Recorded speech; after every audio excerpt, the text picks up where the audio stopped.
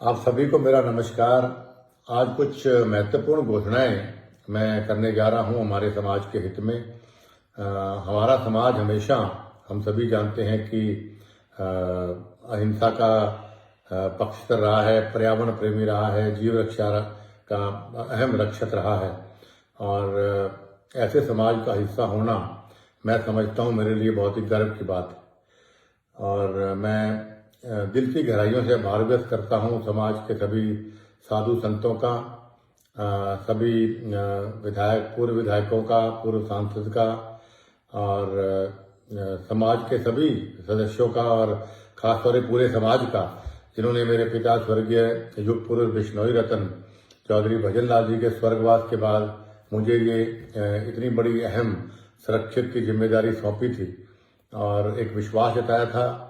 और मुझे खुशी इस बात की है कि लगभग 12 साल से ज़्यादा मुझे संरक्षक समाज का बने हो गए, और इन 12 सालों में मैंने पूरी मेहनत, लगन और ईमानदारी से इस समाज को एक माला में पिरो के रखा। जो समाज हमारे पूर्वज, खास तौर पे जैसा युग पुरुष चौधरी भजन लाल जी, स्वर्गीय लोह पुरुष राम सिंह जी, स्वर्गीय महान नेता श्री रामनारायण जी, और महान नेता स्वर्गीय श्री पूनम चंद जी जैसे महान शख्सियतों ने और साधु संतों ने समाज को बहुत मेहनत से, बहुत लगन से इस समाज को एक माला में पिरो के रखा। तो मेरा भी वही प्रयास रहा कि इस समाज को न केवल माला में पिरो के रखें, बल्कि एकजुट रखते हुए इसको और बुलंदियों तक लेके जाए। समय मेरे पास कोई ज़्यादा पॉलिटिकल पावर नहीं थी, लेकिन उसके बावजूद भी मैंने ईमानदारी से हर वर्ष तक प्रयास किया कि समाज की आन बान और शान को कहीं नीचे ना होने दूं। चाहे वो सीबीआई वाले मामले में राष्ट्रपति से मिलके उनसे लड़ाई करने की बात थी, चाहे विष्णु दत्त मामले में अपने खुद कांग्रेस में रहते मुख्यमंत्री से मैंने लोहा लिया, जिसका खामियाजा मुझे राजनीतिक रूप से बहुत आज तक भुगतना पड़ रहा है। चाहे दिल्ली धर्मशाला में पिताजी का साथ देकर उसको बनवाने की बात हो, चाहे हरिद्वार धर्मशाला की बात हो, चाहे गुड़गांव धर्मशाला की बात हो, चाहे पंचकुला धर्मशाला की बात हो, चाहे अभी जयपुर की धर्मशाला की बात हो, चाहे फिर कुछ हमारे साथियों को राजनीतिक रूप से चाहे टिकट दिलाने या मजबूती देने की बात थी, या हमारे राजस्थान, हरियाणा कहीं के भी समाज के नौजवानों को सरकारी या गैर सरकारी रोजगार दिलवाने की बात थी, या सरकार के और किसी काम में बढ़ चढ़ कर मंदिरों के निर्माण की बात हो, जहाँ भी मेरी जरूरत पड़ी समाज को इन 12 सालों में मैंने मन से, ईमानदारी से मेहनत की। और मुझे गर्व है इस बात का कि मैं कामयाब भी रहा। और खास तौर पर अभी कुछ साथियों ने पीछे एक वहम डाला कि भाई समाज का चंदा काफ़ी लोग इसको मिसयूज करते हैं। तो हमने लगभग 3 साल पहले इसका ऑनलाइन काम शुरू मेरे कहने पर किया गया, जो आज भी ऑनलाइन है। कितना खर्चा आया, कितना लगा, और उससे पहले भी लगभग 15 या 17 साल से, मेरे बनने से पहले तक की मैंने ऑडिट प्रधानों का कहा था कई जगह ऑडिट करवाइए ताकि साथ रहे। और आगे भी जो कमेटियां बने उनसे मेरी प्रार्थना है कि आप भी अभी से लेके पीछे तक की 15 साल, 20 साल, 25 साल तक के सारा आय और व्यय आप इसको ऑडिट अलग अलग सीए से, अलग अलग कंपनियों से करवाइए और उसको ऑनलाइन डालिए जरूर, ताकि लोगों को पता लगे कि समाज का पैसा दुरुपयोग हुआ कि नहीं हुआ, किसने लिया, किसने नहीं लिया। और मैं दावे से कहता हूं कि भाई, और फख्र से कहता हूं कि हमने समाज को अपने ओर से जो भी हम दे पाए, छोटा मोटा सहयोग, वो हमने दिया। कभी समाज के पैसे का हमने एक कप चाय भी नहीं पी। मेरा दावा है, पिताजी का फोटो सामने को हाजिर हाजिर जान के मैं कहता हूँ। और जो आज घोषणा हमने कल करी थी, उसमें पहली घोषणा जो हमने करी थी वो हमने चुनाव डिक्लेयर की करी थी, क्योंकि बहुत लंबी मांग चुनाव करवाने की लोगों की रही कि चुनाव होने चाहिए। मैं भी लोकतंत्र में विश्वास करता हूं, और मैं नौजवान साथियों को खास तौर पर बताना चाहता हूं, जब से हमारा समाज बना, जहां तक मुझे नॉलेज है, इस समाज में कभी भी चुनाव नहीं हुए। और एक बार मुकाम में बैठा था तो स्वर्गीय चौधरी भजन लाल जी, राम सिंह जी और रामनारायण जी कुछ साथी बैठे हुए थे हमारे साथ। तो उस दिन मैंने पिताजी से पूछ लिया, सबसे पूछ लिया कि भाई क्या कारण है कि हम चुनाव नहीं करवाते समाज में। तो एक मत होकर सबने ये बात बोली कि जो समाज अगर सर्वसम्मति से कोई फैसला करता है, उससे बढ़िया कोई फैसला नहीं हो सकता कि एकजुटता रहती है समाज के अंदर। इसलिए जिस दिन एकजुटता नहीं रहेगी उस दिन चुनाव कराएंगे, ताकि सर्वसम्मति नहीं बनेगी, चुनाव होने चाहिए। तो सर्वसम्मति बनती आई, लेकिन फिर भी पिताजी के स्वर्गवास के बाद और उनके बाद लोगों की मांग पर 2014 या 15 में, मुझे ईयर याद नहीं है, हमने चुनाव करवाए पूरे लोकतांत्रिक तरीके से। और उसके बाद मैंने जब सारे इलेक्टेड मेंबर्स ने कहा कि हम आपसे मिलना चाहते थे, मेरे घर पे मैंने उनको मिलवाया। उस दिन काफी बारिश भी हो गई थी, तो उस दिन मैंने देखा कई धड़े बनने शुरू हो गए कि भाई प्रधान मेरा आदमी बनने, ऐसे बने वैसे बने। जब मैं अलग अलग बुला के बात करा था उस टाइम पे मैंने ये महसूस किया। तो फिर मैंने सब लोगों से जब चर्चा की, मेन प्रतिबद्ध लोगों से, तब उन्होंने कहा कि भाई फैसला इस तरह झगड़ा करेंगे समाज में बहुत धड़े बन जाएंगे और आपसी फूट समाज के लिए शुभ नहीं। तो उन्होंने मेरे ऊपर छोड़ा। तो उस वक्त मैंने फिर हीरा राम जी को, उस वक्त अध्यक्ष, सभी की राय लेके मनोज से काफी लोगों से मैंने पूछा कि भाई किसको अध्यक्ष। सबने कहा कि ये ठीक है, ये नाम हमने कुछ रखे। तो हीरा राम भवाल जी सबसे अच्छे ईमानदार व्यक्ति थे, उनका नाम सबने कहा, तो उसको हमने अनाउंस किया।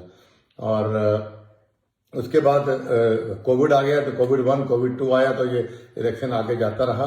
तो अभी हमने फिर कल सुबह चुनाव की घोषणा की, और इस चुनाव में हम समझते हैं पूरी पारदर्शिता हो, इसके लिए हमने हमारे पीठेश्वर स्वामी रामानंद जी की चेयरमैनी में एक कमेटी बनाई है 29 मेंबरों की, जिसमें स्वामी रामानंद जी हमारे अध्यक्ष रहेंगे। चुनाव करवाओं उनकी देखरेख में चुनाव होगा।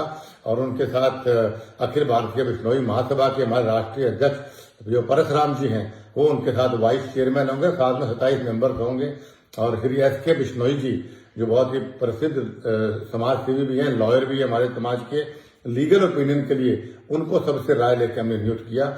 और इन सभी से मेरी प्रार्थना है कि 1 मार्च मतलब फागुनी मेले से पहले हमारा नया कमेटी बन जानी चाहिए, चुनाव पारदर्शिता से होकर, और नया अध्यक्ष भी बन जाना चाहिए। और मेरी सभी जो नए इलेक्ट मेंबर होंगे उनसे मेरी हाथ जोड़ के प्रार्थना है, प्लीज आप ऐसा अध्यक्ष चुनिए जो अध्यक्ष जो समाज का जोड़ने का काम करे, तोड़ने का काम ना करे। जो अध्यक्ष 29 नियमों को अपना सम्मान करता हो, जिसके लिए समाज सर्वप्रिय हो स्वार्थ से ज्यादा, ऐसा अध्यक्ष आपको चुनना चाहिए। जो नशा ना करता हो, जो अध्यक्ष माँ और बेटियों को अच्छी तरह से देखता हो और ईमानदार अध्यक्ष हो, उस आदमी को आप अध्यक्ष चुनिएगा। हमारे समाज के भविष्य और बच्चों के भविष्य का सवाल, ये मेरी पहली प्रार्थना भी है, पहली घोषणा भी हमने कल इस बात की हमने करी थी कि भाई हम चुनाव डिक्लेयर करते हैं। आज से चुनाव की प्रक्रिया शुरू, सारा का सारा पावर स्वामी रामानंद जी के पास है। स्वामी रामानंद जी की देखरेख में सारा चुनाव होगा। उनसे प्रार्थना जल्दी से मीटिंग बुलाकर वो अपने आगे चुनाव की प्रतिक्रिया वो शुरू कर दें। और उसके बाद में आपको दूसरी जो घोषणा हमने करी थी कि भाई हमें सब प्रबुद्धजनों से बात करके हमने ये फैसला किया कि भाई समाज में हमें कोई संरक्षक, हमें कोई ऐसा व्यक्ति और बना देखना चाहिए, क्योंकि मैंने कहा कि मैं ज्यादा समय समाज को मैं नहीं दे पाऊंगा। तो हमने यही बात कही कि भाई तो फिर किसको हम संरक्षक का रूप दिया जाए। तो सभी ने एक मत होकर कहा कि स्वामी रामानंद जी जो है सबसे हमारे पीठेश्वर भी हैं, और चाहे हिंदुस्तान हो चाहे विदेश तक उनके बहुत सम्मान लोग करते हैं, और उनको सारे हमारे समाज का ज्ञान भी है और बहुत लंबा तजुर्बा समाज पे है। उनकी तो दर्शन मात्र से सबके पाप खत्म हो जाते हैं, सबके कष्ट खत्म हो जाते हैं। तो उनको मैं समझता हूँ उनसे बेहतर संरक्षक के रूप में कोई होना चाहिए। सबसे राय लेके हमने स्वामी रामानंद जी को संरक्षक हमने नियुक्त किया है, और ये भी एक फैसला हमने कल किया था। और बाकी जहां तक मेरी बात है, मैं अपना यही कह सकता हूं कि मैं कभी पद का लालची नहीं रहा। सभी जानते हैं कि 2000 जब मैंने ऐसी देर की बात उठाई थी, तब मुझे कांग्रेस पार्टी ने लालच के रूप में केंद्रीय मंत्री की पेशकश की थी। मैंने सारे अखबारों में छपा था कि मैंने उसको डिनाई किया था। फिर डेप्यूटी सीएम की मुझे पेशकश की गई थी। तो मैंने कहा कि भाई मैं बिकाऊ, कुलदीप बिश्नोई और बिश्नोई समाज का कोई भी आदमी बिकाऊ नहीं हो सकता। तो मेरे लिए सिद्धांत सर्वप्रिय हैं। तो मैंने कभी भी, मैंने वो भी केंद्रीय मंत्री पर ठुकराया, फिर मैंने उप मुख्यमंत्री पर ठुकराया। उसके बाद मुझे पहले अखिल भारतीय बिश्नोई महासभा का मुझे अध्यक्ष नियुक्त किया गया। मैं बनना नहीं चाहता था, लेकिन मुझे जबरदस्ती बनाया गया। तो मैंने चाय लेके साल या 1.25 साल में मैंने खुद इस्तीफा दिया। और उसके बाद बहुत ही प्रसिद्ध और बहुत ही पॉपुलर मलखान सिंह जी अध्यक्ष बने।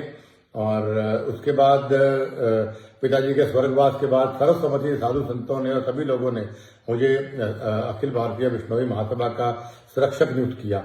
तो मैंने तुरंत प्रभाव से अपना इस्तीफा भेजा। रिकॉर्ड की बात है, उस वक्त की कार्यकारिणी से पूछा जा सकता है। मैं लिखित में कहा कि मैं संरक्षक नहीं बनना चाहता हूं, मैं ऐसे पद पे नहीं बैठना चाहता जहां चौधरी भजन लाल जी जैसे महान विभूति बैठे हों। मैं तो उनके मुकाबले में कण भी नहीं हूं। तो लेकिन उन्होंने सभी ने मेरा इस्तीफा ठुकरा के, इस्तीफा फाड़ के बल्कि कमेटी में फेंका गया और ये कहा गया कि भाई चौधरी भजन लाल परिवार के अलावा इस समाज को कोई एकजुट रखने में सक्षम नहीं है। इस पे लोग विश्वास करते हैं। और जैसा मैंने पहले कहा कि भाई 12 साल से मैंने बड़ी ईमानदारी से इस समाज को आगे चलाया है। तो लेकिन आज मैं इस अखिल भारतीय विश्नोई महासभा के संरक्षक पद से मैं त्यागपत्र देता हूं, क्योंकि मैं व्यक्तिगत कारणों से मैं इस समाज को ज्यादा समय नहीं दे पाऊंगा, क्योंकि राजनीतिक रूप से मुझे आगे बहुत बढ़ना है और भी मुझे काम है। लेकिन आप इस बात से बिल्कुल चिंतित मत होइए, जब भी समाज को मेरी जरूरत पड़ेगी तो मैं 24 घंटे समाज की सेवा में, मेरे घर के दरवाजे खुले हैं। दुख में सुख में इस समाज ने हमेशा मेरा साथ दिया और आज भी मुझे बड़ी खुशी है कि आज कल मुझे रजिस्टर देके गए इस हार के अंदर भी कि 200 से ज्यादा इलेक्टेड और नॉमिनेटेड मेंबर्स ने ये लिख के दिया कि कुलदीप बिश्नोई में विश्वास जताते हैं। और जो हमारी कमेटी है 21 मेंबर की, एक का हमारे स्वर्गवास हो गया, उनमें से 20 में से 14 लोगों ने भी ये आस्था जताई, विश्वास जताया कि भाई कुलदीप बिश्नोई हमारे संरक्षक है और रहेंगे। मैं उनका भी और समाज के लोगों का दिल की गहराइयों से मैं आभार व्यक्त करता हूं कि आपने चौधरी भजन लाल जी पे और उसके बाद मुझ पे आपने विश्वास जताया। और उम्मीद करता हूं कि आपके चौधरी भजन लाल जी ने भी और मैंने भी आपकी अपेक्षाओं पे, आपकी आशाओं पे हम खरे उतरे। और आगे भी मैं आपसे यही कहना चाहता हूं कि समाज को जहां भी मेरी जरूरत पड़ेगी, आधी रात कुलदीप बिश्नोई हाजिर है। और ईश्वर से प्रार्थना करता हूं कि जो लोग ये वीडियो देख रहे हैं, गुरु महाराज उनके स्नेह, अपने स्नेह का हाथ, प्यार का हाथ, आशीर्वाद का हाथ हमेशा मेरे बिश्नोई समाज के ऊपर बनाए रखे। बोलो गुरु जम्बेश्वर भगवान की जय।